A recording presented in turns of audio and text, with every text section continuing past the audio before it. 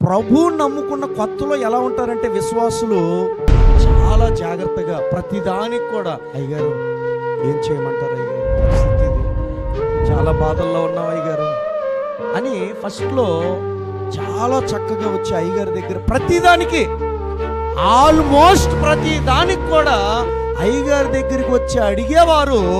10 సంవత్సరాల తర్వాత 20 సంవత్సరాల తర్వాత ఆ భక్తి పరువును చూడండి, వారి భక్తి. దైవజనుడు సలహా లేకుండానే, దైవజనుడి యొక్క ప్రమేయం లేకుండానే, ఆ ఆలోచన దైవజనులు ఏం చెప్తారో ఇది మంచిదా కాదా అని మొదట్లో అడిగాను కదా, ఇప్పుడు కూడా నేనేం చేయాలి, ప్రార్థనా పూర్వకంగా అయ్యగారిని అడగాలి కదా. భక్తి ఎలా ఉండాలో తెలుసా?